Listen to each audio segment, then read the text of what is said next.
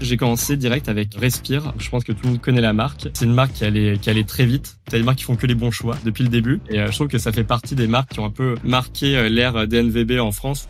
Cette réflexion-là, de se dire, OK, en fait, je vais me servir de la boîte à outils que représente la finance et je vais l'utiliser pour modéliser l'activité. Et ça, c'est le but du CFO, alors que le comptable va plus être comment je fais rentrer de force dans le moule du compte de résultat pour produire un document standard pour l'administration, pour la compréhension du coût d'acquisition. Le CAC, c'est vraiment le KPI qui défait ou qui construit une boîte. Chaque plateforme va te donner un CPA, alors qu'en fait, il faut être agnostique, sortir toute la data, recalculer, OK, on a dépensé combien sur l'ensemble des régies pub, le divisé par le nombre de clients qu'on a eu. Et comme ça, on sort un CAC qui est pas un CPA intra-plateforme. Et c'est le seul gardien de vérité. J'irais même encore plus loin, proposer un KPI où ça serait la contribution margin on first order. En fait, tout ce que tu veux, c'est de t'assurer que sur la commande que tu fais, est-ce que tu perds ou tu gagnes de l'argent? C'est un des principaux enjeux pour une marque e-commerce quand elle croît, c'est de savoir bien gérer son BFR. 70% de taux de marge brute. Si t'es une marque de cosmétiques, c'est pas bon. Que tu sois plus autour de 80-85. En revanche, si t'es une marque de food and beverage, si t'es autour des 70% de marge brute, c'est plutôt bon. Bienvenue sur Club Croissance, le podcast qui a pour but de vous donner de l'inspiration et des idées pour accélérer la croissance de votre e-commerce. Je suis Thomas, fondateur de XPLR, une agence ads et créa à destination des marques e-commerce et des D2C. Nous accompagnons actuellement une trentaine de clients et nous sommes divisés en deux pôles, avec d'un côté la performance qui s'occupe des campagnes sur Meta, sur Google et sur les autres leviers de social ads, et de l'autre côté la créa qui produit des super contenus qu'on met au bout de nos campagnes.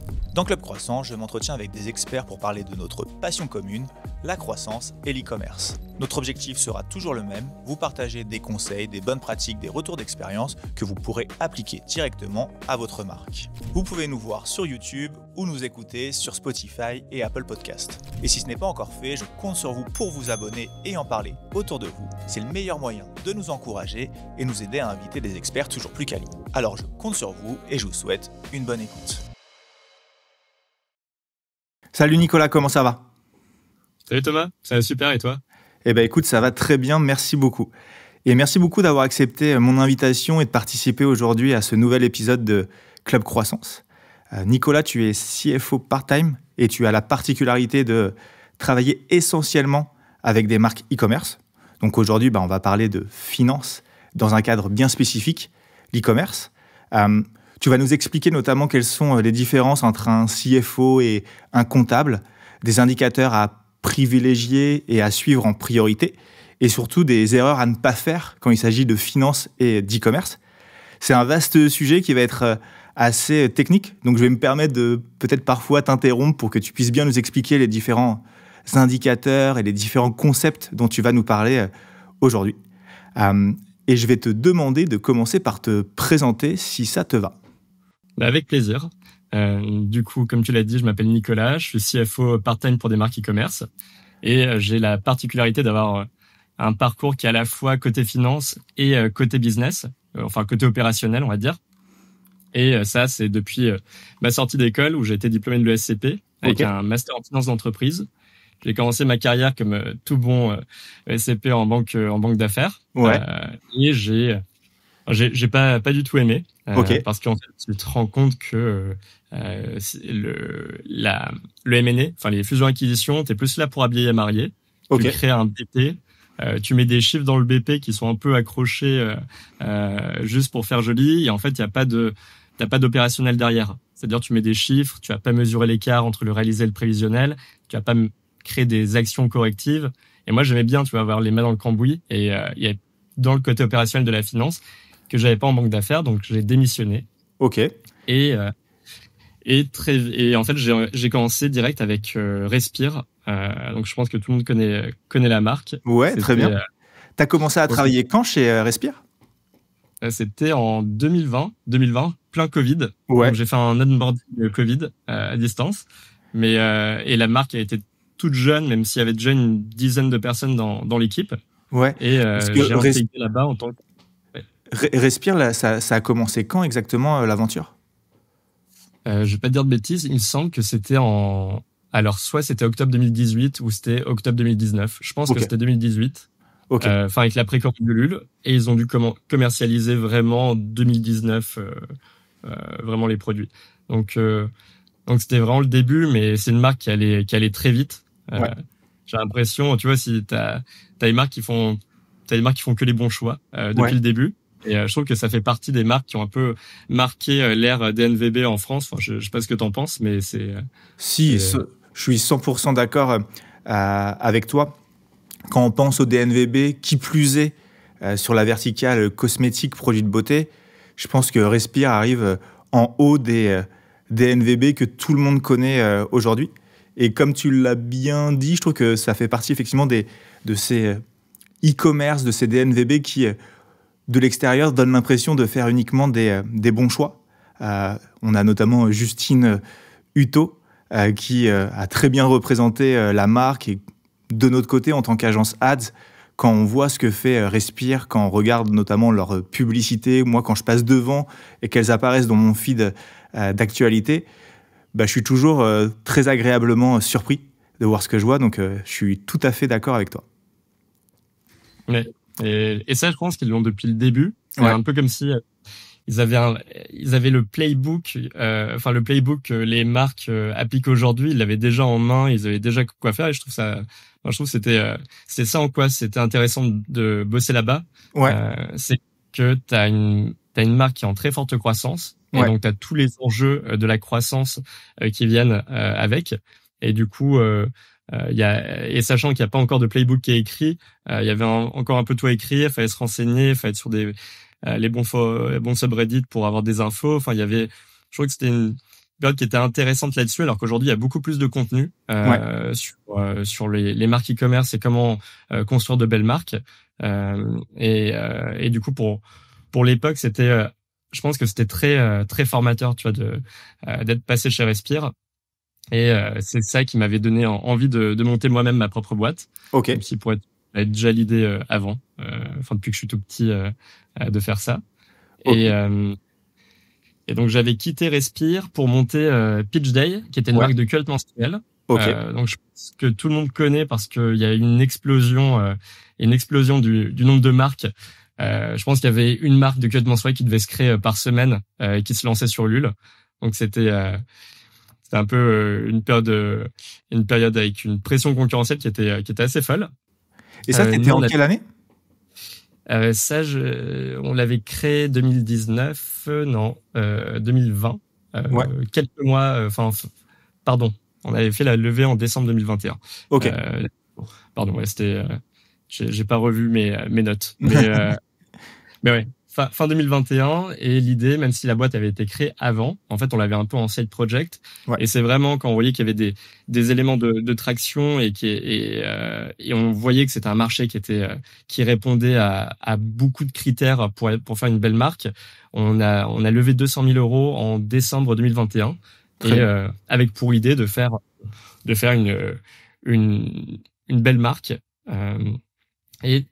Et donc on s'est lancé 2022, je pense qu'on a eu donc je disais, il y a à la fois la pression concurrentielle avec toutes les marques qui se lancent, on avait également c'était la guerre en Ukraine. Ouais. Donc inflation à tout va, aussi tous les donneurs d'ordre qui produisaient en Ukraine sont rapatriés au Portugal. Donc nous on avait des délais de production sur certaines références qui étaient entre 6 à 8 mois. À côté de ça, on était quelques mois après iOS 14 ou 14.5, où on a eu aussi les coûts d'acc qui augmentent. Donc nous, on avait un peu l'effet ciseau, double pression, le chiffre d'affaires qui est compliqué à augmenter avec les coûts d'acquisition qui augmentent, les coûts de revient des matières et des produits qui augmentent. Et du coup, même si on avait fait une bonne première année, on avait passé les 500-600 000 €, l'année d'après, on était redescendu à 300 000. Et voyant que la boîte, elle avait plus la même course. Ouais. On a décidé d'arrêter le projet. Ouais. Et c'est là où je me suis demandé, moi, qu'est-ce qui m'avait plu dans cette aventure-là. Et avec Pitch Day, on se faisait accompagner par un cabinet de DAF part-time, assez connu sur Paris, qui s'occupait, moi, j'avais pas le temps, même si c'est ma formation, moi, j'avais pas le temps de gérer la partie finance, et j'étais plus sur la partie acquisition et comment faire grossir la top line. Donc on l'avait délégué à un cabinet de DAF part-time, et il se trouve que en fait, au bout de quelques mois d'accompagnement, tu te rends compte que c'est à peine si ils ont les enjeux d'une marque e-commerce. Le reporting qu'on avait, on aurait pu être une pharmacie, on aurait eu le même type de reporting. C'est à peine si tu vois apparaître le panier moyen. On parle pas de la gestion des stocks qui est pas du tout intégrée. En fait, je me suis dit, moi, j'ai à la fois la connaissance de tous les outils financiers et de compréhension, tu vois, de comment tu construis un compte de résultats, et en même temps toute la partie business et opérationnelle que j'avais de par mes expériences. Et je me suis dit, en fait, j'aurais pu créer l'accompagnement que j'aurais rêvé d'avoir avec ma marque, et qui est un accompagnement là que je fais, qui est CFO part-time, spécialisé pour les marques e-commerce. Très bien. Ouais, non, et effectivement, ce que tu dis, c'est intéressant. Déjà, le constat sur la période 2022 et cette période qui a été difficile pour beaucoup d'e-commerçants, avec, comme tu le disais, iOS 14, la guerre en Ukraine, cette période aussi Covid juste avant, où les boutiques physiques étaient fermées, donc on a des achats qui se sont reportés sur le e-commerce, et qui ont fait qu'on a eu beaucoup de projections parfois un peu fausses sur ce qui pouvait se passer, entre guillemets, dans un temps normal, qui plus est avec autant de contextes géopolitiques défavorables. Et donc, effectivement, ça a amené à beaucoup de marques qui ont disparu à ce moment-là. Et donc, si je comprends bien, c'était le cas de Pitch Day. Et en tout cas, toi, ça t'a donné effectivement l'expérience de savoir piloter un e-commerce, surtout sur tous les coins, entre guillemets, d'un e-commerce, que ce soit sur la partie finance, stock, logistique, mais aussi ads et investissement média. Oui, c'est ça. Même la partie customer support. Nous, ouais. on était présents en France, en Espagne, en Italie. On avait 3 entrepôts. Enfin, on avait des partenaires avec 3 logisticiens pour avoir du stock à chaque fois dans les entrepôts. Donc, en fait, la gestion des stocks était c'était semi-automatisé, et en fait, on n'avait pas le choix. Parce que du coup, à chaque fois, on a des références dans différents entrepôts. C'était pas les mêmes, pas forcément les mêmes répartition de taille qu'il fallait avoir sur chacun. Donc en fait, il y avait il fallait en fait faire un MBA e-commerce où on t'apprend tous les métiers d'e-commerce, et en fait qui te servent, et en fait chacun se nourrit et se sert l'un de l'autre. Et tu vois, il y a aujourd'hui même si mon métier c'est CFO, en fait le vrai atout d'un CFO, c'est de pouvoir articuler le BP avec des actions concrètes qui sont faites par chacun des différents métiers de la boîte. Et en fait, de pouvoir apporter de l'interprétabilité aux chiffres. Et en fait, ça, tu peux que le faire si tu as une bonne connaissance métier, sur l'ensemble de ces métiers-là. Ouais. Et une chose dont on a beaucoup parlé en préparation de ce podcast, c'est aussi de toute ton expérience avant Pitch Day, avant Respire. Tu as aussi eu de l'expérience en tant que média buyer, etc. On le sait aujourd'hui, les investissements médias chez les marques e-commerce, ça représente souvent beaucoup d'argent, une partie importante du chiffre d'affaires qui est investi en ads. Et comme tu le dis si bien, l'e-commerce, ça comporte aussi énormément de subtilités qui font que le fonctionnement financier d'un e-commerce est vraiment très différent de celui d'une pharmacie, si on reprend l'exemple que tu donnais tout à l'heure.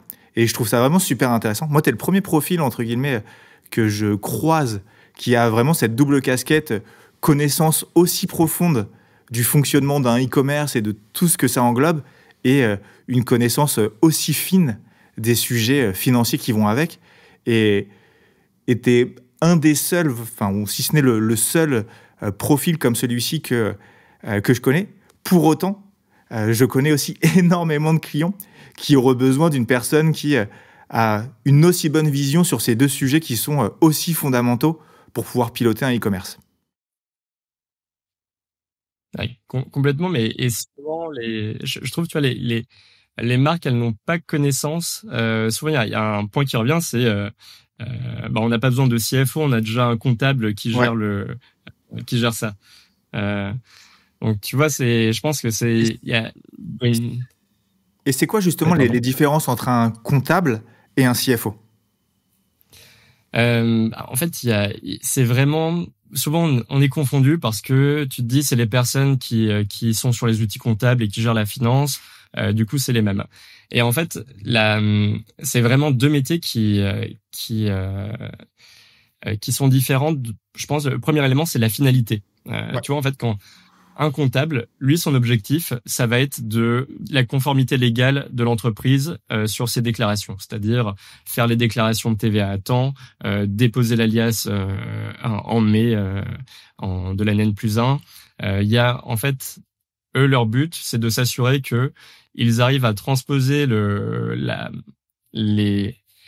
l'entreprise dans une image fidèle financière et de le transférer aux autorités parce que tu as l'obligation de produire des comptes. Donc ça, c'est le rôle du comptable, c'est de s'assurer que c'est de produire les bons documents et de les livrer à temps. Alors que le CFO, lui, il va plus être sur des enjeux de pilotage et de décision. En fait, pour savoir est-ce qu'on peut se permettre telle stratégie, est-ce qu'on peut se permettre telle autre. Donc en fait, la nature le but de chacun n'est pas le même. Et pour ça, il y a un point qui est important, c'est que les comptables, en fait, tu vois, on parlait de la pharmacie, que tu sois une pharmacie, un hôtel ou un restaurant, une marque e-commerce, en fait, ils vont toujours produire le même compte de résultats. Tu vas toujours avoir la même structure, tu vas toujours avoir le bilan qui a la même structure, le tableau de flux de trésor qui aura exactement la même structure.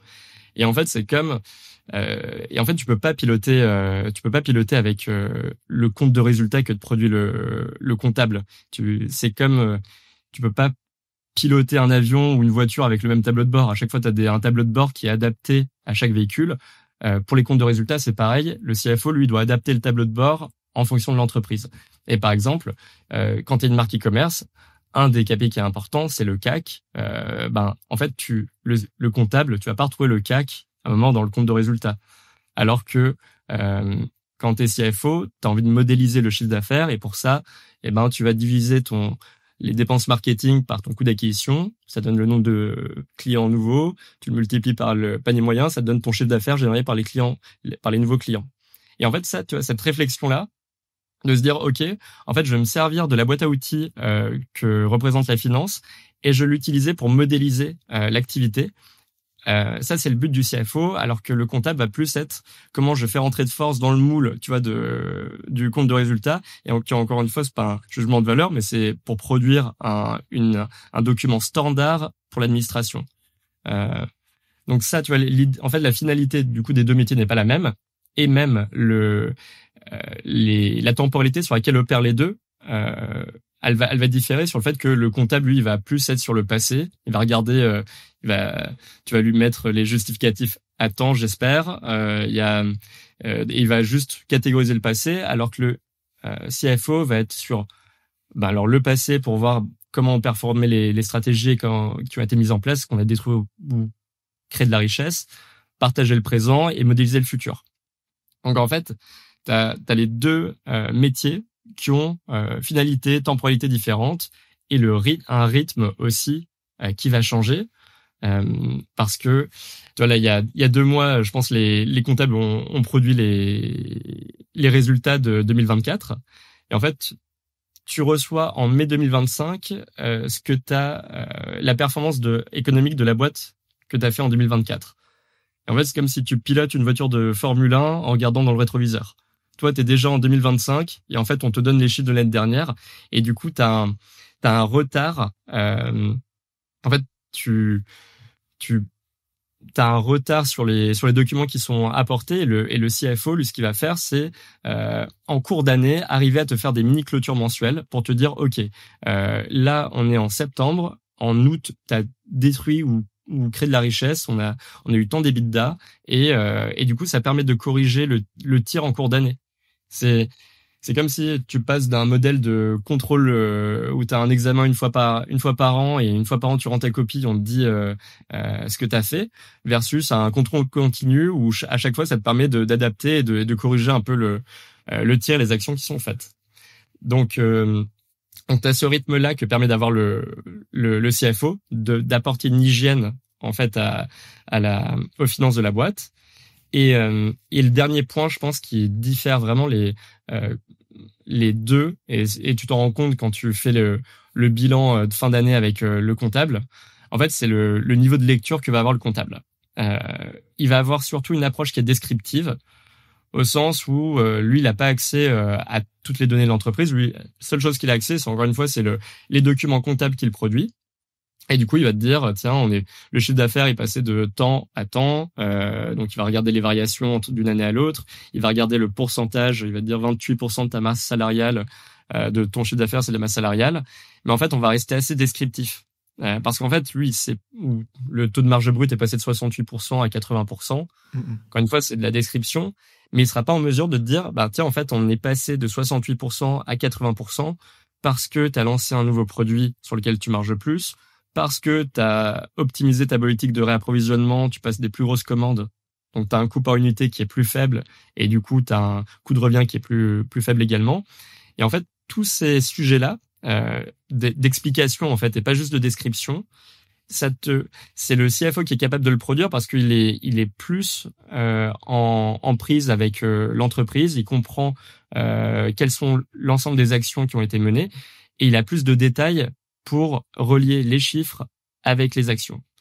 Donc je dirais que c'est ça en fait la grande différence entre le comptable et le financier. Et en fait les deux, comme tu vois, ils s'opposent pas. Moi je travaille de pair avec les comptables, on échange tout le temps. Et en fait c'est parce qu'ils produisent en quelque sorte la matière que nous on va utiliser par derrière pour produire les reportings. Donc en fait c'est vraiment un travail main dans la main qu'on fait chaque mois. Ouais. Oui, effectivement, tu n'as rien contre les comptables. T'es pas en train de dire qu'ils ne servent à rien, mais que finalement, c'est deux objectifs différents sur lesquels vous travaillez.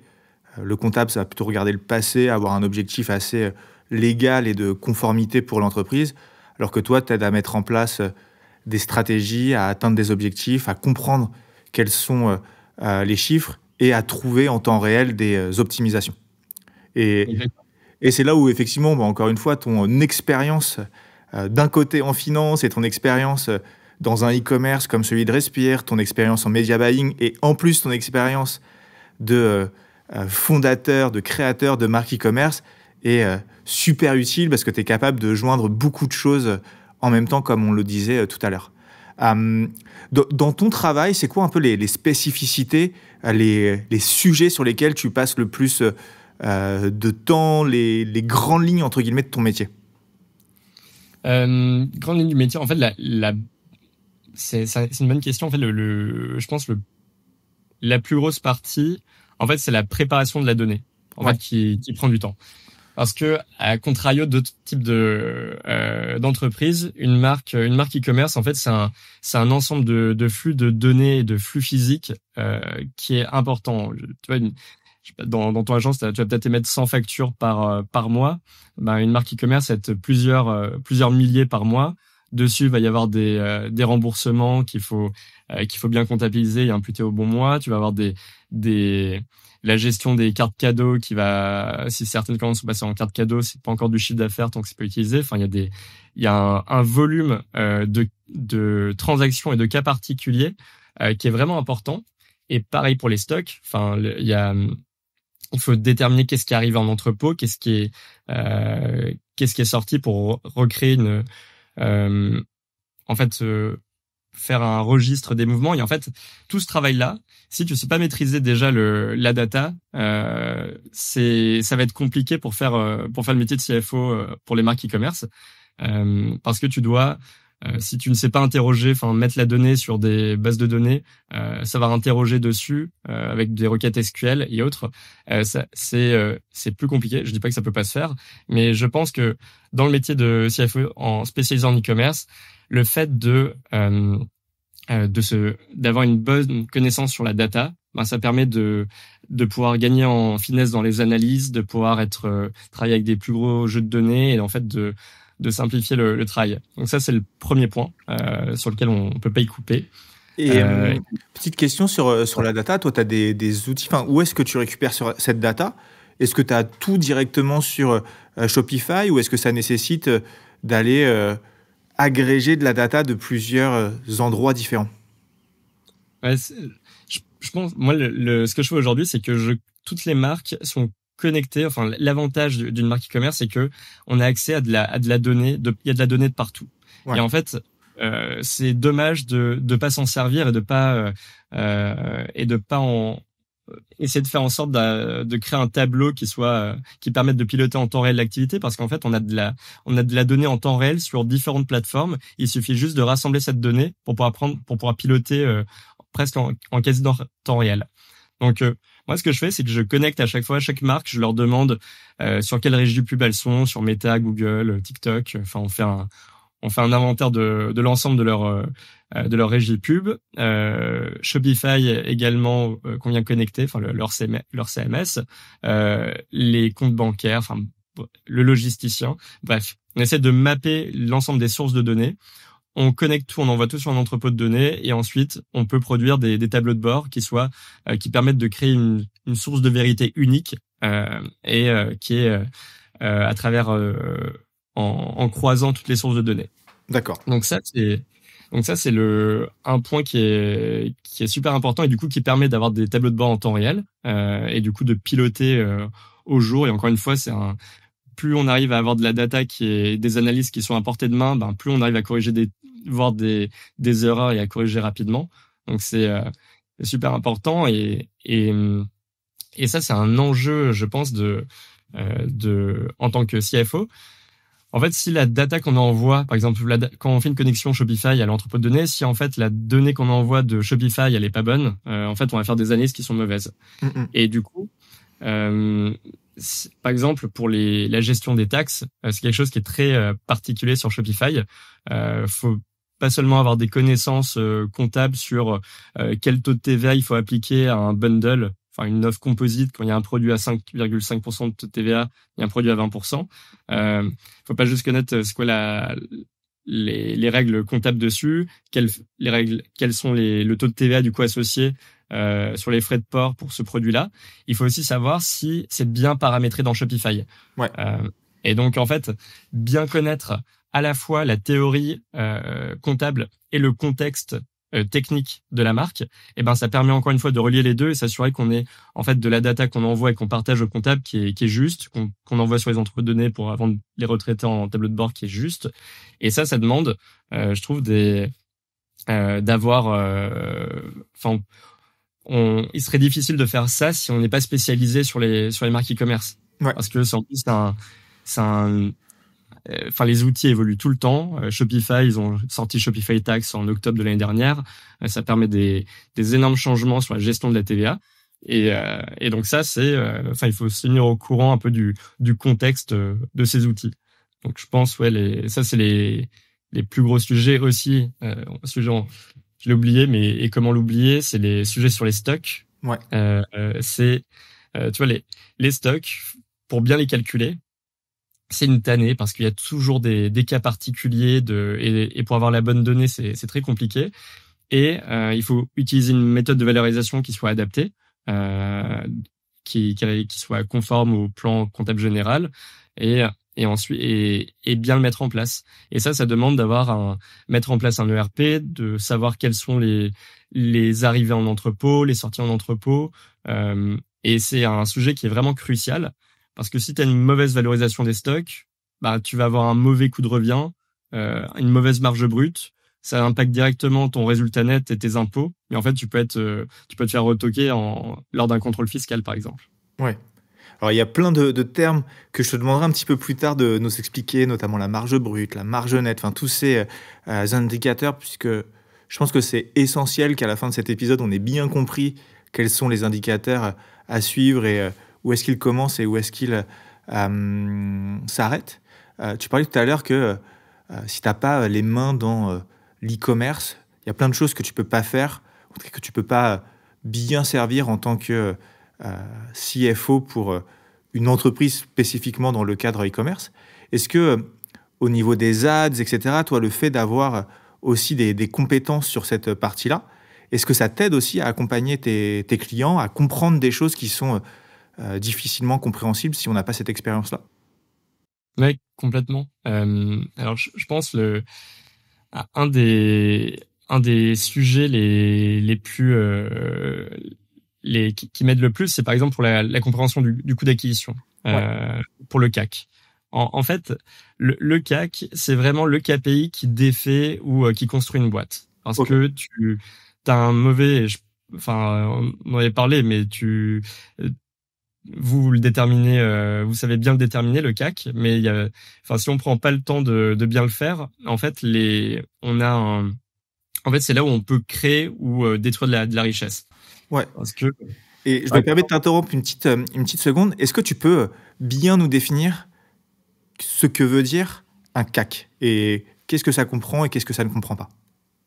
Alors, le CAC, c'est le coût d'acquisition client et c'est l'investissement marketing qui te permet d'acquérir et de convertir un client, de convertir un prospect en client. Ouais. Donc, et quand tu regardes la formule, tu prends toutes tes dépenses marketing, tu divises par le nombre de nouveaux clients que tu as eu sur une période et ça te donne ton coût d'acquisition.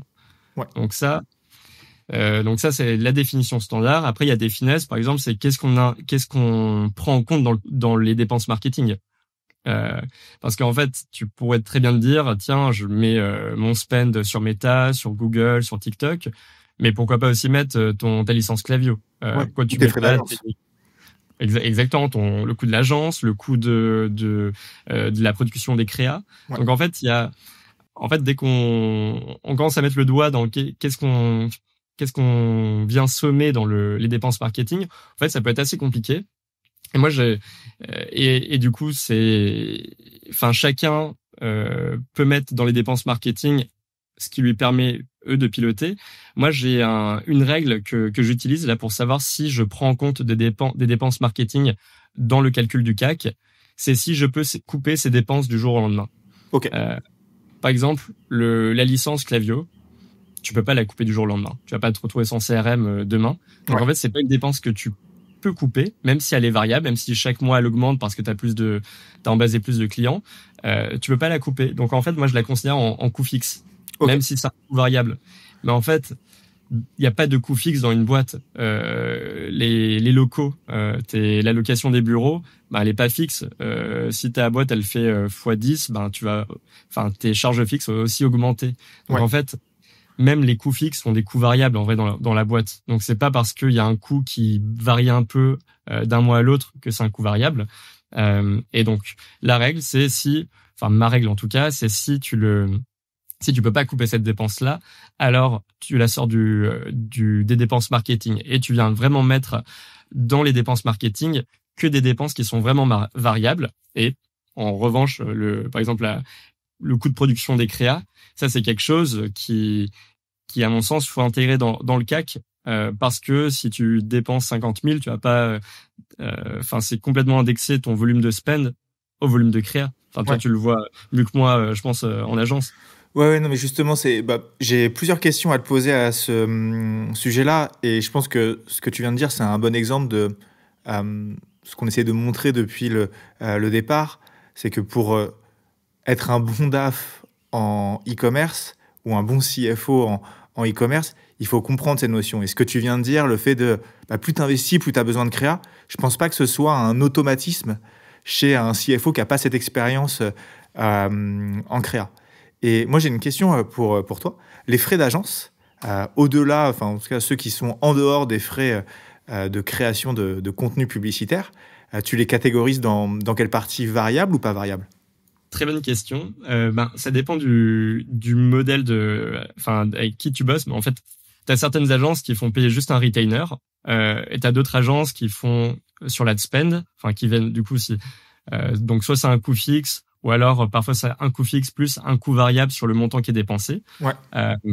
Et donc là-dedans, moi le retainer, je le sors du coût d'acquisition, parce qu'en fait le retainer il est pas, il sera toujours pareil que tu dépenses 5 000 ou 10 000. Ouais. Et en fait, si on vient comparer, par exemple, si tu as une marque qui dépense, on va prendre des petits chiffres comme ça va être plus parlant. Si une marque elle dépense 1 000 € par mois en ad spend et elle paye 1 000 € son agence en coût fixe, et le mois d'après elle dépense 10 000 € et elle paye encore une fois 1 000 € son agence. En fait, le CAC dans les deux cas, si j'impute les dépenses marketing, les dépenses de l'agence au coût d'acquisition dans le premier cas, en fait, le coût d'acquisition, enfin les 1 000 euros que coûte l'agence par mois en frais fixes, bah, ils sont très importants et en fait on va avoir un CAC qui est très important dans ce modèle-là. Enfin, le poids du coût de l'agence va être important, alors que le poids du coût de l'agence dans le deuxième cas est beaucoup moins important. Ouais. Et en fait, quand on suit le CAC, ce qui est intéressant, c'est de savoir s'il s'est dégradé ou il s'est amélioré. Et en fait, là, on va prendre on pourrait avoir la mauvaise conclusion en se disant, bah en fait, là, le CAC il s'est amélioré avec le temps, alors que c'est juste que le poids du coût de l'agence est moins important dans le deuxième cas. Ouais. Donc en fait, on perd l'appréciation de la performance des campagnes marketing si on met des coûts fixes réels dans le CAC. Ouais. Oui, effectivement, en fait, ici, ça dépend pas de la bonne performance du e-commerce, ça dépend plutôt de la structure d'honoraires de l'agence avec laquelle on bosse, c'est donc indépendant du bon fonctionnement ou non. Oui, c'est ça. Très bien, super intéressant d'avoir ton analyse, cette lecture du CAC. C'est vrai qu'il y a souvent de la confusion à ce sujet-là. On peut parfois confondre un CPA qu'on va retrouver directement dans l'Ads Manager sur Meta, sur Google, et avec le CAC. Alors que le CAC, c'est vraiment une métrique d'acquisition. C'est tous les efforts financiers que je mets en place d'un point de vue marketing pour aller acquérir des nouveaux, et je mets vraiment en gras et souligné, nouveaux clients. Clairement, et même la seule façon de le calculer, c'est hors plateforme. Ouais. Et chaque plateforme va donner un CPA, alors qu'en fait, faut être agnostique, sortir toute la data et en fait recalculer, ok, on a dépensé combien sur l'ensemble des régies pub, le diviser par le nombre de clients qu'on a eu en regardant sur Shopify, et comme ça on sort un CAC qui est pas un CPA intra-plateforme. Ouais. Et je trouve que c'est ça qui est c'est le seul gardien de vérité. Ouais. Parce que chaque plateforme va un peu se tirer la couverture vers soi en se disant tiens, c'est moi qui suis à l'origine de la conversion, mais sur le modèle d'attribution, on n'a pas les mêmes, ça vient impacter le CPA qu'on voit sur la plateforme. Ouais. Donc in fine, pour moi, piloter au CAC, c'est la seule façon de pas faire une erreur de gestion, parce qu'on s'assure que la proportion des dépenses marketing est maîtrisée et qu'elle est et pas qu'on dépense on n'est pas d'ad spend qui n'apporte pas de nouveaux clients derrière. Ouais. Oui, ça remet le terme acquisition au centre de tout, et le budget acquisition permet d'aller acquérir des nouveaux clients et pas d'aller convertir des clients faciles qui auraient pu convertir grâce à son CRM, par exemple. Très, très intéressant ce que tu viens de dire. J'aime bien aussi la notion, en tout cas le fait que tu soulignes que le CAC, ça peut se calculer uniquement en dehors des plateformes. Je pense que ça remet aussi un peu... l'expression, c'est l'église au milieu du village. C'est, si aujourd'hui, vous n'avez pas de suivi de vos investissements médias en dehors de Meta et de Google, c'est que vous avez certainement une vision très faussée de ce que tout ça vous apporte réellement. Et j'ai 2 questions que j'aimerais te poser sur le CAC. La première, c'est de compléter ce qu'on disait tout à l'heure. Quelles sont, si on doit faire une petite liste énumérée, les différentes dépenses que tu mets dans ce calcul du CAC. Et la deuxième, c'est le cost of sales. Est-ce que tu considères que c'est une métrique qui est complémentaire du CAC et que, entre guillemets, regarder l'un, c'est un peu regarder l'autre en même temps? Ou est-ce que tu vois vraiment des différences dans le pilotage entre les deux?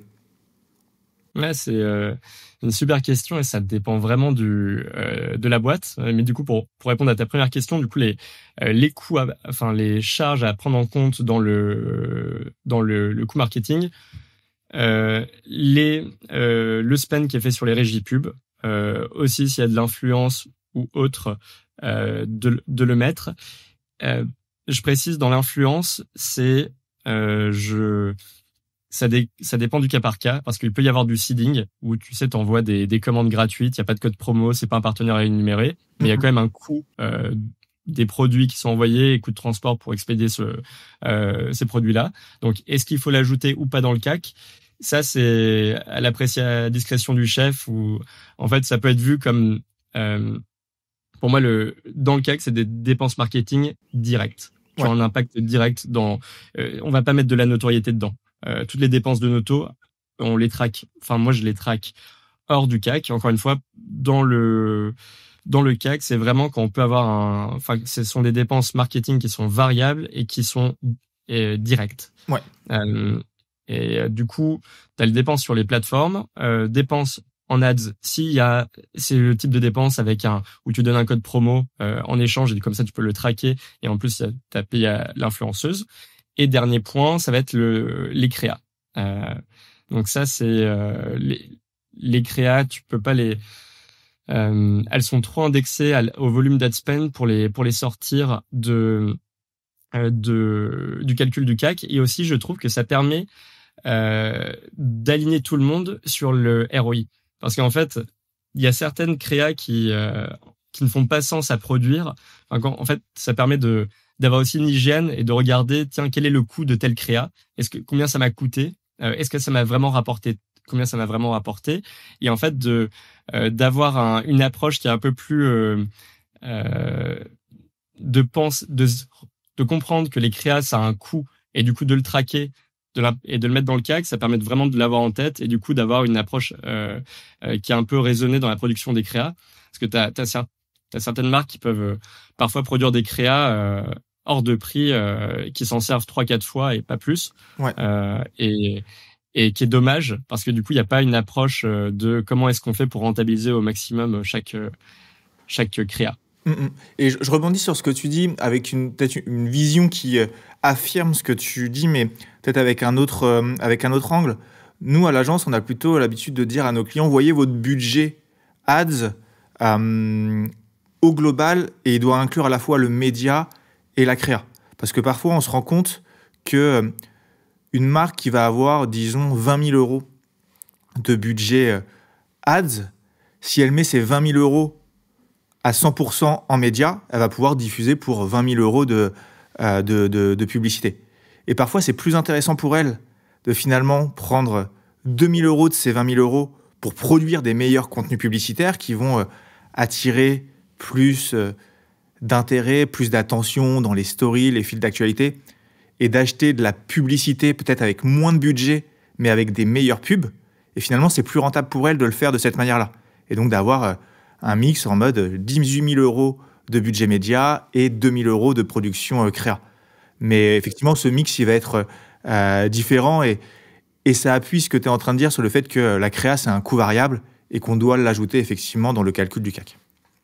C'est ça. Et d'ailleurs, je conseille en général, suivant les marques, si tu es sur de la mode, ça peut être plus élevé, mais en général, d'allouer 10% à 15% de ton budget du budget total à de la créa. Ouais.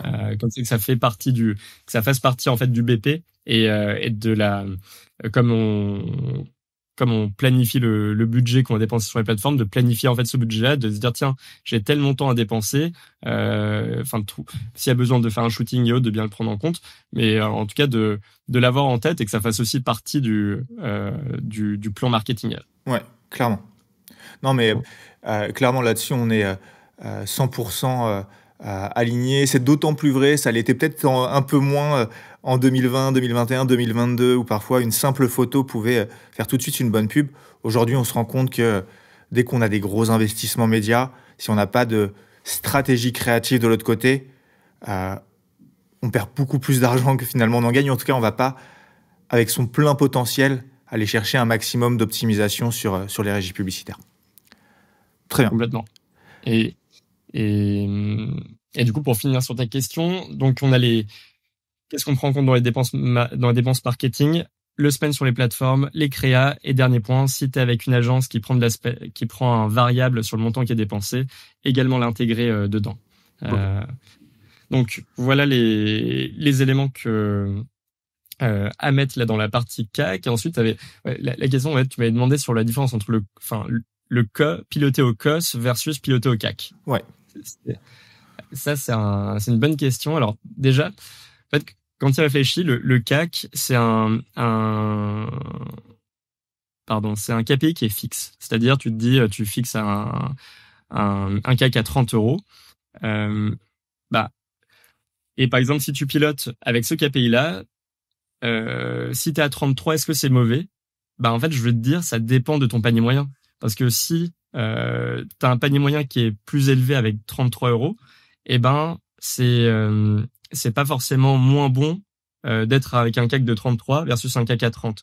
Donc en fait, le KPI du CAC, faut toujours l'associer derrière à son couple, qui est le panier moyen. Ouais. Et en fait, et ce que j'aime bien avec le COS, c'est qu'en fait, le cost of sales, il prend en compte les deux. Parce qu'en fait, c'est ton rapport, pour faire simple, entre ton chiffre d'affaires sur tes dépenses marketing. Et en fait, quand tu fixes un ratio comme ça, c'est quelque chose qui est, tu te dis, j'ai pas envie de dépenser plus de 30% du panier moyen, enfin du chiffre d'affaires. Pardon, je me suis embrouillé les pinceaux. Tu dépenses pas, pour faire 100 €, je dépense maximum 30 € en marketing. Ouais. On va le faire comme ça, ouais, c'était mieux. Avec toi, ça m'arrive assez régulièrement de m'en mêler les pinceaux. Le COS, c'est très clair pour moi, mais quand je le présente, ça m'arrive aussi parfois de m'en mêler les pinceaux. Mais c'est grosso modo la part du budget marketing sur le chiffre d'affaires. Et exactement. Effectivement, comme tu le dis, si je veux vendre 100 €, je suis prêt à dépenser 30 €, quoi. Ouais. Et du coup, de penser en ratio, là, comme tu dis, en proportion du budget, en fait, je trouve que c'est plus cohérent parce que ça te permet de dire, ok, on dépense, on peut se permettre de dépenser un peu plus si ça nous rapporte un peu plus.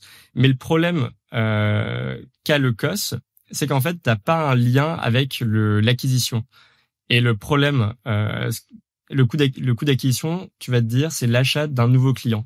Alors que le COS, en fait, on va mélanger le chiffre d'affaires qui est généré par les nouveaux clients et le chiffre d'affaires qui est généré par les clients existants. Et on va se dire, on va avoir un max 30% du CA qui va être du spend. Et ça, du coup, ça peut masquer, en fait, une mauvaise stratégie d'acquisition. Parce qu'en fait, peut-être que l'acquisition des nouveaux clients, elle est pas rentable. Et en fait, on perd de l'argent sur le premier achat. Et il faut savoir qu'en e-commerce, c'est pas un SaaS. Si tu perds 1 € sur un achat, tu le récupères jamais. Donc, c'est le COS. Si c'est pas un COS qui est différencié suivant le CA généré par les nouveaux clients et les clients existants, ça peut être dangereux. Ouais. Chose qu'il n'a pas avec le CAC. Donc, c'est ça où je mettrais juste un bémol sur le COS. Très bien. Top. Et est-ce que tu trouverais ça pertinent de calculer une sorte de COS, mais uniquement sur du revenu qui est lié à de la première commande? Ouais, alors on pourrait faire ça. Moi, j'irais même encore plus loin. Et en fait, de proposer un KPI où on n'entend pas parler, mais qui n'existe pas, mais ça serait la contribution margin on first order. Ok. Et en fait, parce qu'en fait, tout ce que tu veux, c'est de t'assurer que sur la commande que tu fais, est-ce que tu perds ou tu gagnes de l'argent? Ouais. Et du coup, pour savoir ça, ce que tu fais, c'est que tu prends ton panier moyen sur le premier achat, tu retires tes COGS, tes coûts sur produits vendus, tu retires les frais de transaction, les coûts logistiques et le CAC, et là tu regardes combien il te reste. Moi, ce que je conseille aux marques, c'est que tu peux avoir des stratégies où tu as un fort repeat, et du coup, ça peut faire sens de pas être rentable sur le premier achat, pas être profitable sur le premier achat, mais en te disant que derrière, t'as un très fort repeat, donc c'est pas très grave. Ou alors t'as un produit où t'as un faible repeat et du coup t'es obligé de marger au premier achat, sinon tu vas jamais marger. Le problème avec le modèle où tu te dis je marche pas au premier achat mais je marche au modèle prochain, c'est que quand t'es une marque e-commerce, tu dois financer ton activité, tu dois financer ton BFR, tu dois financer tes stocks et et si tu perds de l'argent sur le premier achat et en plus tu es en croissance et en plus tu dois acheter des stocks, en fait ça va être compliqué d'avoir les moyens de ta politique parce que ça va mettre une pression sur la trésorerie qui est très forte parce que tu devras passer des grosses premières commandes des grosses commandes de stock et en même temps tu dois payer l'acquisition des nouveaux clients et en fait très vite c'est un modèle qui demande un financement. Et donc, ce que je conseille aux marques, c'est vraiment, même si c'est un modèle où il y a du repeat, de se dire, alors grand max d'être rentable au bout d'un mois, ou alors d'être flat sur la première commande, où tu te dis tu perds pas et tu gagnes pas d'argent sur la nouvelle commande. Et comme ça, c'est un modèle qui est pas trop gourmand en financement. Et sinon, et s'il y a cette logique de perdre de l'argent en premier achat, il faut savoir que même s'il a, et d'autant plus quand la boîte va croître vite, il y a un besoin de financement qu'il va falloir aller chercher très vite derrière. Ok, très clair. Super intéressant. On a entre guillemets inventé un indicateur pendant notre échange. On refera peut-être la formule, on l'écrira dans la description de la vidéo, dans une fiche complémentaire. Je pense qu'on fera, quoi qu'il arrive, une fiche complémentaire, une fiche Notion avec les différents indicateurs pour que vous ayez les formules, parce que tout ce que tu dis là, c'est vraiment super intéressant, très précieux. Et je suis sûr que ça va être très utile à beaucoup d'e-commerçants qui se posent certainement des questions financières. Enfin, j'ai envie de dire, c'est même obligatoire de se poser des questions financières. Et je te poserai aussi après quelques questions sur quelques termes dont tu viens de parler, notamment les COGS. Qu'est-ce que ça veut dire? Mais peut-être qu'on pourra en parler juste après.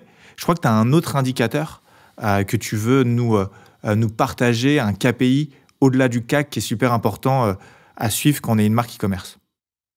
Oui, et là on en parlait. Je viens tout juste d'en parler, mais c'est le BFR, le besoin en fonds de roulement. Ouais. Je pense que c'est un terme on le croise de temps en temps en e-commerce, qu'on soit même si on n'est pas dans la finance, parce qu'en fait c'est un terme qui revient très souvent, et on dit que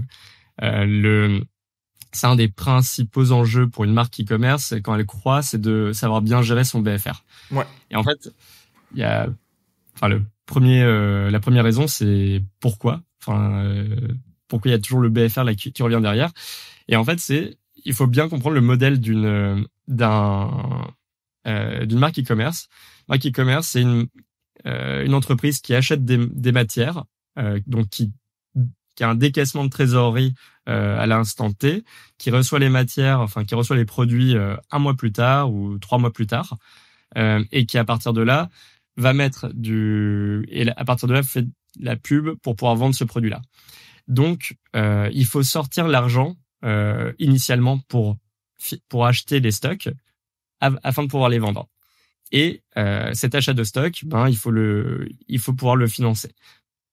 Et c'est en ça que le BFR c'est important, parce que c'est vraiment la mesure le décalage entre les encaissements et les décaissements, et ça permet de savoir si tu peux te permettre la croissance que tu as en tête. Et donc, juste pour qu'on donne la formule très brièvement pour qu'on comprenne les composantes du BFR, le BFR, c'est les stocks plus les créances clients moins les dettes fournisseurs.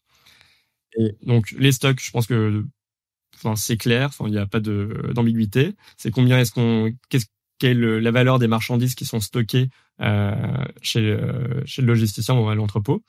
Les créances clients, du coup, pour une marque e-commerce, je précise, ça peut être beaucoup, la partie stock. Deuxième partie, les créances clients. Donc, les créances, c'est ce qu'on nous doit. Donc, l'ensemble des factures que les clients ne nous ont pas encore payées. Ça, en vrai, en e-commerce, il y en a pas beaucoup, parce qu'en fait, les clients payent sur le site et on est encaissé presque instantanément. Donc ça, c'est sur la partie e-commerce, mais en fait, si la marque vend en wholesale, par exemple, elle peut être payée à 30 jours par les magasins. Donc là, il peut y avoir un décalage, et il peut y avoir des créances clients dans le cas où la marque, elle commercialise également en B2B. Ouais. Mais pour une entreprise simplement sur e-commerce, on n'a pas de créances clients. En revanche, on a des stocks, et à ça, on retire les dettes fournisseurs. Et donc, il faut qu'on comprenne un truc, c'est que plus l'entreprise va croître fort, plus il lui faudra du coup des stocks en amont pour pouvoir, qu'il faut qu'elle commande et il faut qu'elle décaisse pour pouvoir financer le chiffre d'affaires qu'elle va faire dans 3-4 mois. Et en fait, c'est là où on tombe sur le paradoxe, c'est qu'une boîte, elle peut Une boîte e-commerce, elle peut très bien être cartonnée et faire une croissance formidable, et pourtant être à court de cash. Parce qu'en fait, à chaque fois, elle a la peine de devoir payer en amont le stock qu'elle va vendre à 3-4 mois. Et en fait, c'est ce financement. Et c'est pour ça que le BFR, c'est un des enjeux de la gestion de la croissance pour une marque. Parce que si on sait bien gérer son BFR, alors on peut faire une croissance qui est soutenable et où on n'est pas à court de cash à un moment, qui peut être le risque parfois. Donc c'était je pense les bases du BFR, et en fait il y a plusieurs façons de l'optimiser, ce BFR là. Pour les Et il faut avoir les réflexes le plus tôt possible. Il faut vraiment bien comprendre. La formule, elle est pas compliquée. C'est stock, plus de créances clients, moins d'aides fournisseurs. Donc, c'est assez simple. On a 3 variables. Et à chaque fois, on peut prendre chaque variable et se dire, tiens, comment je peux l'optimiser? Par exemple, les stocks. Comment est-ce que je fais pour avoir moins d'argent qui est immobilisé à l'entrepôt? Ça, suivant les marques, en fait, elles peuvent regarder et faire une analyse ABC de leur inventaire. C'est-à-dire, elles prennent leur vente de produits. Et souvent, presque tout le temps, les ventes de produits, ça suit une loi de Pareto. C'est-à-dire, en fait, tu as 20% des produits qui vont générer 80% du chiffre d'affaires. Et t'as parfois 75% des produits qui génèrent 5% du chiffre d'affaires. Et en fait, bien identifier c'est quoi tes produits, tes 75% de produits qui génèrent que 5% du chiffre d'affaires, et de dire... tiens, en fait, ça, en fait, c'est des produits qui sont stockés, du coup, à ton entrepôt, et qui ont un taux d'écoulement qui est assez faible, et en fait, qui est de l'argent qui dort en entrepôt, et qui te ralentit dans la croissance. Donc, identifier les produits sur lesquels, t'as un taux d'écoulement de stock qui est très faible, et peut-être faire le choix de s'en séparer, parce que c'est pas un produit qui fait l'unanimité pour les clients, c'est pas un produit qui est top performer, donc on peut le sortir. Donc ça nous assure déjà d'avoir que les produits stockés soient des produits, des best-sellers et des produits qu'on écoule vite, et du coup on n'a pas de l'argent qui dort inutilement. Donc ça, c'est le premier point pour optimiser les stocks. Un autre point aussi qu'on n'a pas souvent en tête, mais en fait, pour optimiser le BFR, on peut optimiser sa marge brute. Ok. Par exemple, si tu as un produit qui te coûte 5 € et que tu vends 100 €, d'un point de vue stock, c'est beaucoup plus intéressant qu'un produit que tu achètes 60 € et que tu revends 100 €. Parce que du coup, pour réaliser 1 million de CA sur l'année, dans un cas, tu as 50 000 € de produits. Dans l'autre cas, tu dois avoir 600 000 € de produits. Et du coup, ton volume de stock, il est plus compliqué à gérer par rapport à ton chiffre d'affaires. Donc, l'optimisation de la marge brute, ça rentre dans l'optimisation du BFR. Et du coup, pour améliorer sa marge brute, ce qui peut être fait, c'est de passer des plus grosses commandes auprès des fournisseurs. Et ça, souvent, tu peux avoir des prix dégressifs suivant les quantités commandées. Donc ça peut être une première stratégie.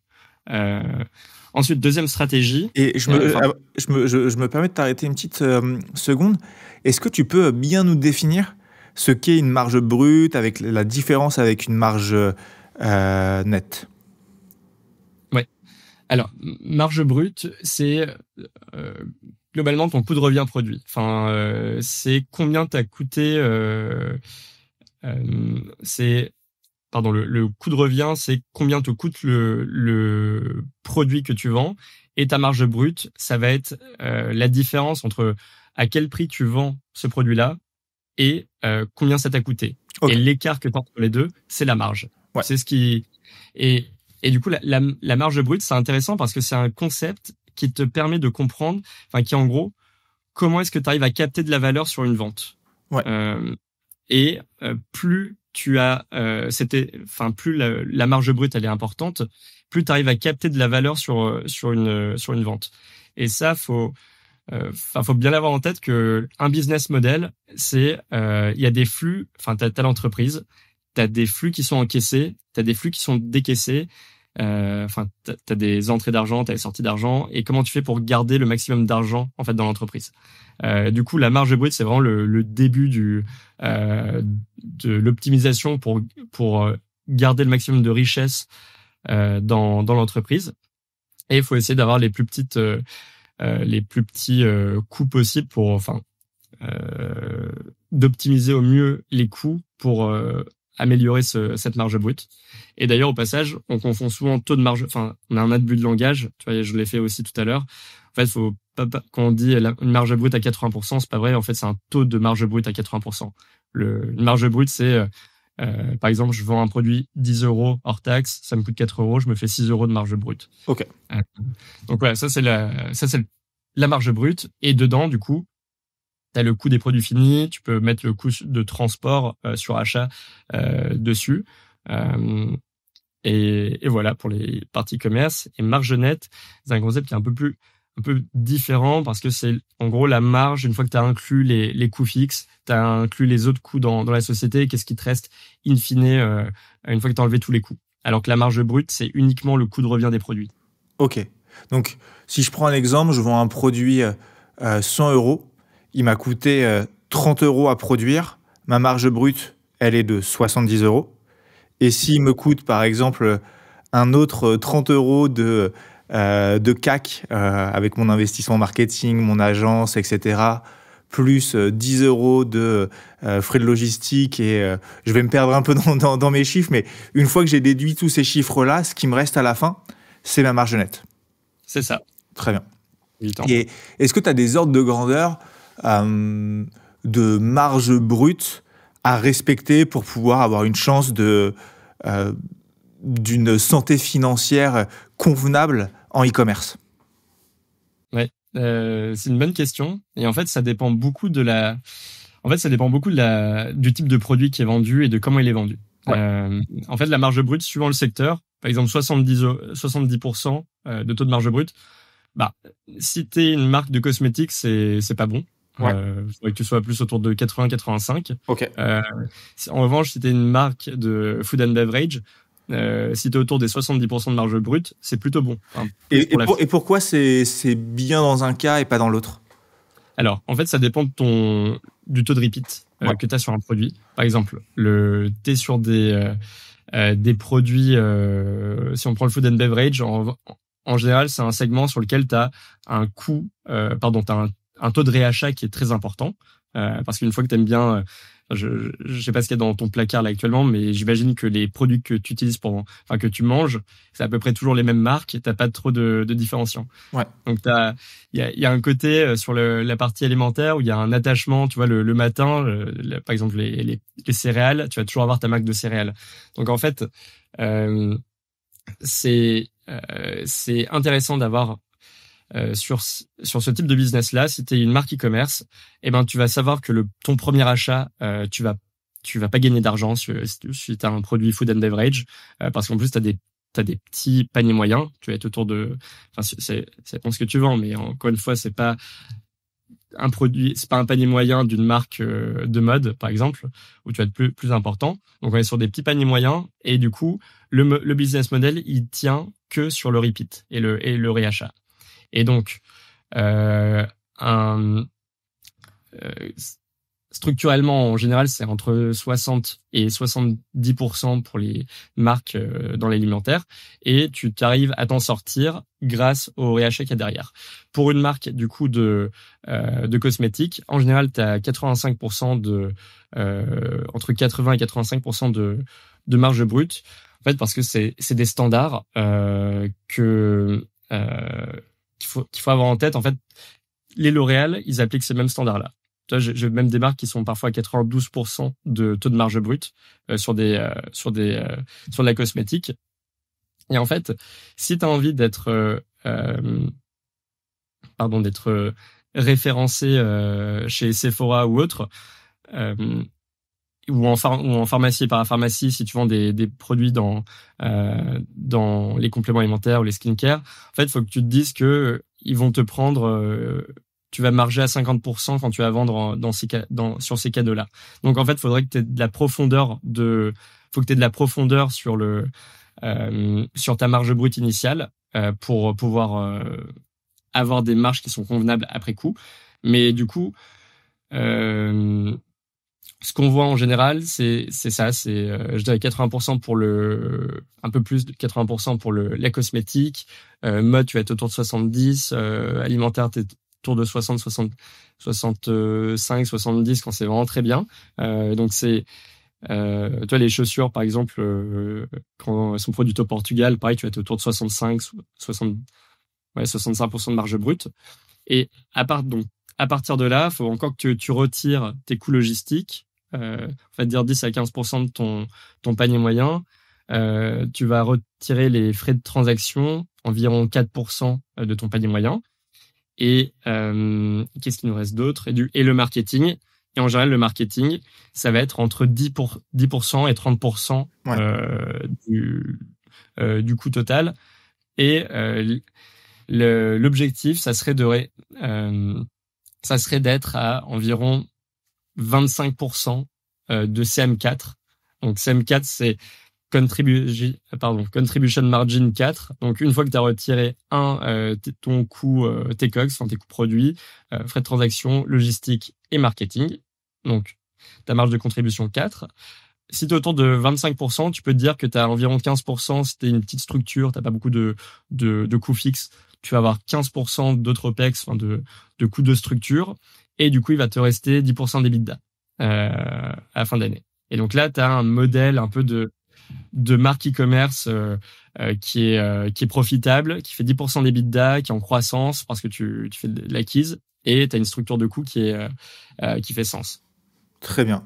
Bah, écoute, déjà, merci beaucoup pour tout ce que tu viens de nous dire. C'est vraiment très, très précieux.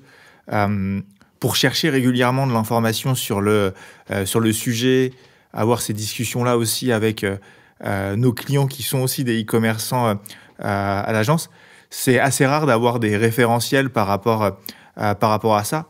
Et je trouve que ce que tu viens de dire, c'est une vraie réalité de comment fonctionne un e-commerce et la base, le socle, c'est de maîtriser tout ça pour pouvoir notamment ensuite, là je prends en avant évidemment notre périmètre en tant qu'agence ads, mais une fois qu'on maîtrise bien ces chiffres-là, on sait quelle place va pouvoir avoir le marketing en termes d'investissement, en termes de budget par rapport aux objectifs.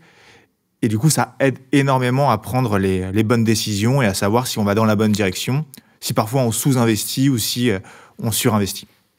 Donc franchement, merci beaucoup Nicolas d'avoir donné un exemple aussi précis et aussi clair sur comment se décompose justement cette question de marge, d'EBITDA, de COGS, de coûts de marketing, de coûts de logistique, de transactions, etc. Tu vois, toi, des erreurs que tu croises régulièrement auprès de tes clients, de choses qu'il ne faut surtout pas faire en finance quand on est une marque e-commerce? Surtout pas faire, ouais, il y a quelques trucs qui reviennent souvent, enfin des réflexes que je vois de la part des fondateurs, et enfin de un peu tout le monde qui gère s'ils ont un lien avec le BP. Ben en gros, c'est confondre richesse et trésorerie. Ok. Parce que c'est pas parce que tu dépenses que tu t'appauvris, c'est pas parce que tu reçois que tu t'enrichis. Ouais. Et par exemple, si aujourd'hui tu achètes un terrain, tu t'endettes et t'achètes une maison, ouais. En fait, tu vas pas être plus riche ou moins riche parce qu'en fait, même si tu as payé 1 million la maison et que tu as emprunté 1 million, en fait, tu as plus 1 million et moins 1 million, en fait, tu restes, en fait, t'es flat. Tu t'es pas enrichi, t'as pas créé de la richesse. Ouais. Parce que tu dois l'argent que t'as emprunté. Ouais. Et en fait, souvent, je vois les marques qui pilotent pour apprécier l'état de leur boîte et la santé de leur boîte, ils vont regarder la situation sur le compte en banque. Et en fait, c'est un réflexe normal parce qu'en fait, c'est une donnée que tu as facilement, qui est accessible. Et du coup, si par exemple, là, aujourd'hui, tu es à 30 000 euros, hier, tu étais à 60 000 euros, ben, tu te dis, mince, on a détruit de la richesse. Alors qu'en fait, le delta de 30 000, c'est parce que tu as passé une commande de stock. Et en fait, tu t'es pas appauvri ou tu t'es pas enrichi parce que dans ton actif de ton entreprise, t'as, en plus de ta trésorerie a baissé de 30 000 euros, en effet, mais t'as 30 000 euros de stock en plus. Ouais. Donc, en fait, y a ces notions-là de pas se servir du cash et de pas regarder le cash pour apprécier la création, la destruction de richesse. Ouais. En fait, la destruction ou la création de richesse, c'est quelque chose qui se mesure que dans le compte de résultat, que dans le PNL. Okay. C'est qu'à cet endroit-là où tu regardes ton résultat net et tu vois si ce résultat est positif, alors tu as créé de la valeur. C'est-à-dire ce qu'on disait au début, tu sais, t'as tes flux entrants, des flux sortants, et si tu arrives à garder des flux au milieu, ben t'as créé de la richesse. Si tu as plus de flux sortants, j'aime pas trop le flux parce qu'on va penser à de la trésorerie, mais tu as plus de charges qui sont imputées pour la création de tant de chiffre d'affaires, alors là, tu as détruit de la richesse. Et donc ça, c'est vraiment quelque chose à avoir en tête, c'est d'avoir un pas de recul par rapport au chiffre qui est mis dans le compte, sur le compte en banque et sur le cash, pour se dire, ok, c'est pas parce qu'il baisse que je suis moins bien, c'est pas parce qu'il augmente que je suis mieux. Parce que souvent, tu peux prendre là, avec les solutions de RBF, de Revenue Based Financing, t'as de plus en plus de marques qui prennent des avances de trésorerie et qui se retrouvent avec plus d'argent sur leur compte et du coup qui ont une gestion, je trouve, un peu, qui n'ont pas une gestion assez stricte de l'argent, parce qu'il n'y a pas cette prise en conscience que, en effet, il y a plus de cash dans la boîte, mais ça ne veut pas pour autant dire qu'on a plus de richesse. Donc, il faut faire autant attention à ce moment-là. Yes, très bien. Top. Donc ça, c'est le premier point. Ok. Et c'est intéressant cette notion de trésorerie et de richesse et de bien comprendre la différence entre les deux. Top. Ouais, et encore une fois, je comprends parce que c'est nous, tu vois, en tant que particulier, tes entrées, enfin ton PNL, c'est presque ton tableau de flux de trésor, ça coïncide. Alors que dans une entreprise, il y a toujours un décalage dans le cycle d'exploitation et en fait, ce décalage-là qu'on n'a pas en tant que particulier, on a du mal à l'apprécier au début. Ouais, bien sûr. Mais du coup, tu as ce premier élément. Deuxième élément, c'est le manque de granularité que je vois souvent en fait quand je reprends quand je commence à accompagner des marques, elles ont déjà des choses qui sont en place de leur côté. Ouais. Il y a déjà des fichiers de gestion, il y a déjà des fichiers là pour recréer un PNL. Et souvent, par exemple, il manque de granularité dans ce PNL. Il manque des lignes. Par exemple, ça va souvent être des PNL sur une page et il y a une ligne qui va être les coûts logistiques. Et en fait, quand on met qu'une ligne par exemple, coûts logistiques en mars, 18 000 euros, en fait, quand on doit faire une analyse de ça, en fait, on va être très descriptif. On va juste dire, oui, on a dépensé 18 000 euros en coûts logistiques le mois dernier, mais en fait, ça va pas plus loin. Alors que si on a cette démarche-là de le scinder par exemple, il y a eu quelle part de coûts de stockage, il y a eu quelle part en pick and packing, il y a eu quelle part en frais de retour. Mais en fait, entrer dans cette granularité de là, on va voir que là, d'un mois à l'autre, c'est le coût de stockage qui a augmenté parce qu'en fait, on est en train de préparer le Black Friday et du coup, on est en train de surstocker en ce moment pour préparer les opérations là dans quelques semaines. Et donc, on comprend déjà si c'est bien ou pas bien par rapport au mois précédent. Là, on se rend compte que ça a augmenté à cause des coûts de stockage. Et du coup, une action qui peut être faite, c'est de voir avec le logisticien pour renégocier sur quelques mois le coût au mètre cube ou à la palette sur ce stockage. Et en fait, du coup, la différence entre les deux modèles, c'est qu'avant, on n'avait qu'une ligne et du coup, on pouvait pas apprécier si c'est bon ou pas comme chiffre, 18 000. Ouais. Ça permet d'identifier quand on est granulaire qu'est-ce qui a augmenté, enfin de comprendre, d'être dans l'explication. On dit là ça a augmenté à cause des coûts de stockage et prendre des actions correctives. Et du coup ça in fine, ça fait gagner des points d'EBITDA. Parce que si tu fais ça avec l'ensemble de tes lignes de coûts dans l'entreprise, et si à chaque fois, à chaque étage de la fusée, tu regardes si tu pourrais renégocier ou si tu pourrais gagner des points à cet étage-là, tu finis par former ton EBITDA que tu auras en fin d'année. Et donc ça, c'est un peu l'approche des petits ruisseaux font des grands fleuves. Faut avoir cette démarche-là dans l'EBITDA. Et la granularité, ça te permet d'avoir une grille d'analyse sur ton entreprise qui est plus fine, d'être plus granulaire et d'être plus précis dans les actions correctives à mener. Ouais, effectivement, super intéressant aussi le fait d'être granulaire. Comme tu le dis, les petits ruisseaux font les grands fleuves, et parfois, plutôt que de vouloir gagner 10, il vaut mieux aller se poser la question où est-ce que je peux aller gagner 1 et gagner 1 10 fois. C'est souvent la manière la plus simple. Très bien. Ouais, et tu vois d'autres erreurs que tu croises régulièrement auprès des e-commerçants que tu accompagnes, ou que toi, tu as même pu faire peut-être quand tu travaillais chez Pitch Day? Oui, j'en ai fait beaucoup. C'est ça qui permet d'avancer. Mais en fait, il y avait des réflexions qui me venaient, en fait, qui n'étaient pas le bon mindset. C'est-à-dire, quand je voyais un tool à $300 sur Shopify à ajouter, et qu'on avait un panier moyen à 100 €, tu te dis, OK, il suffit que je fasse 3 commandes pour amortir cet outil-là.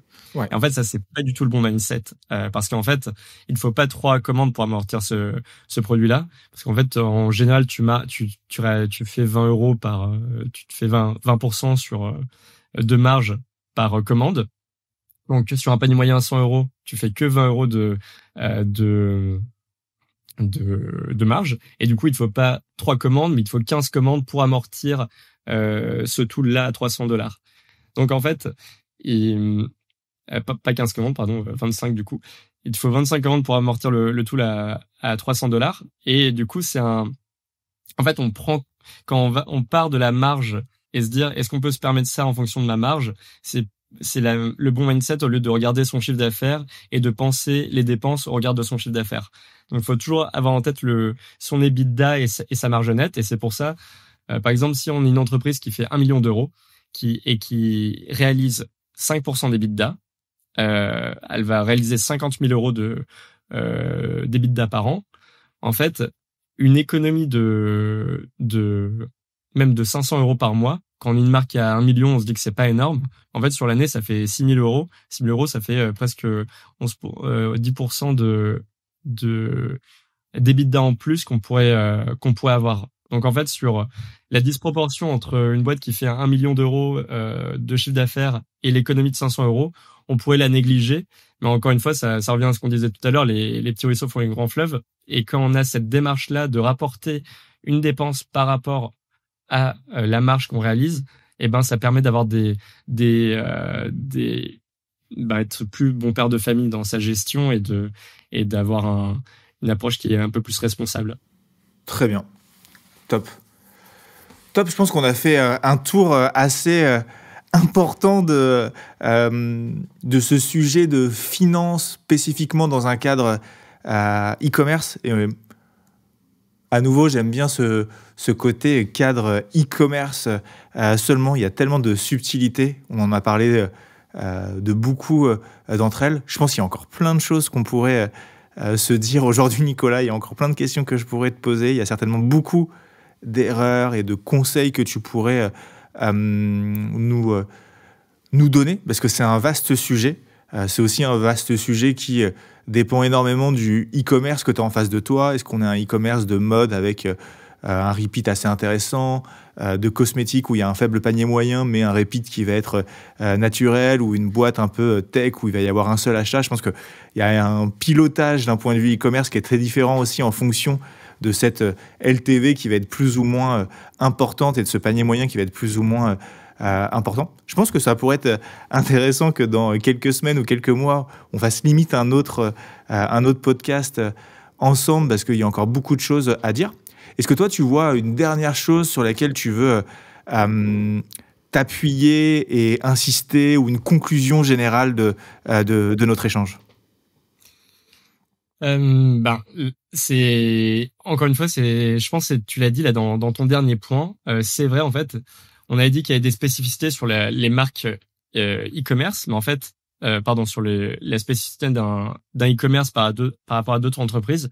Mais en fait, chaque marque, c'est un modèle qui est très propre. C'est pour ça tout à l'heure la question, on a dit 60% pour une marque d'alimentaire, c'est bien. mais en fait, enfin, c'est ok. Mais en fait, ça dépend beaucoup du modèle qui est fait. Est-ce que c'est un modèle qui est 100% en abonnement? Est-ce que c'est un modèle qui est one shot ou abonnement?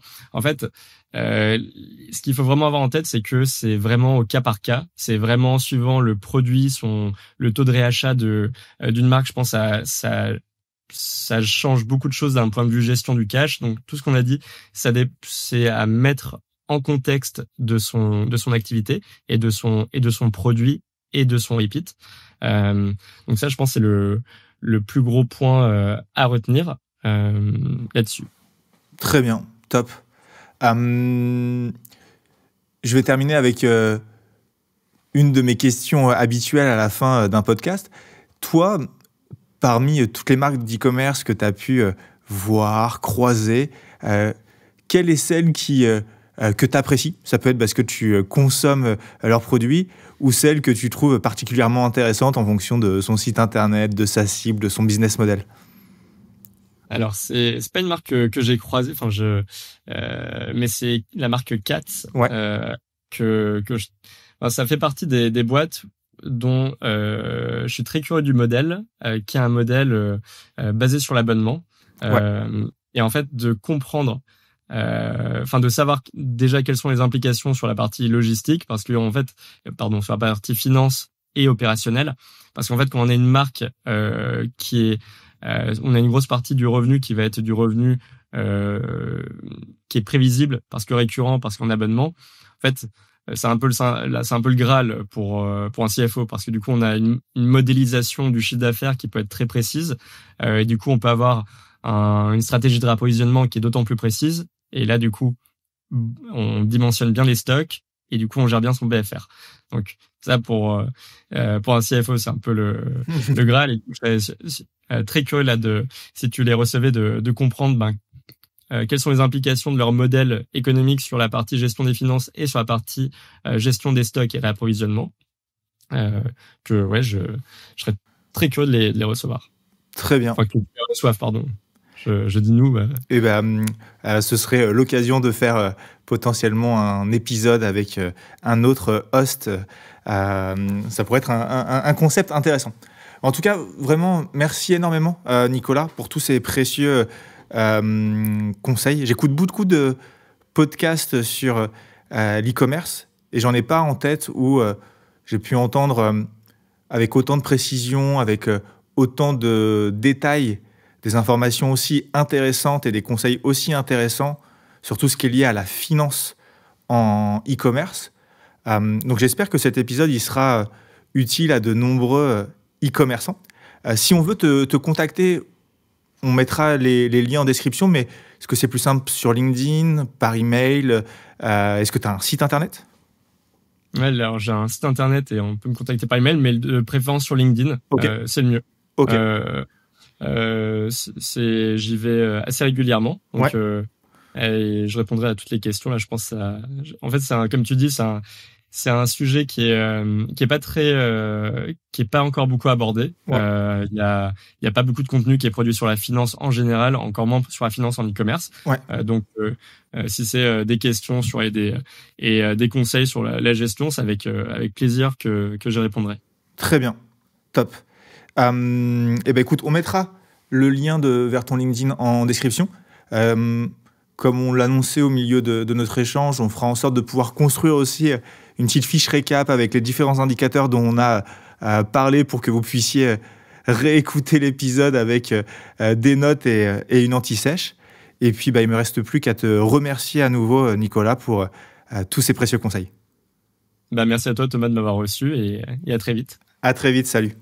Merci d'avoir écouté cet épisode de Club Croissance. Si cet épisode vous a plu et pour ne pas rater les prochains, pensez à vous abonner à la chaîne YouTube ou au podcast sur Spotify et Apple Podcast. C'est le meilleur moyen de nous donner de la force et de nous aider à trouver des experts toujours plus quali pour intervenir. Pour des conseils quotidiens sur l'e-commerce, l'Ads et la créa, vous pouvez également me suivre sur LinkedIn. Et si vous voulez qu'on parle directement de votre marque et de vos enjeux, n'hésitez pas à vous rendre sur notre site internet et à prendre directement rendez-vous. Tous les liens sont dans la description. Merci pour votre soutien et à très bientôt pour un nouvel épisode de Club Croissance.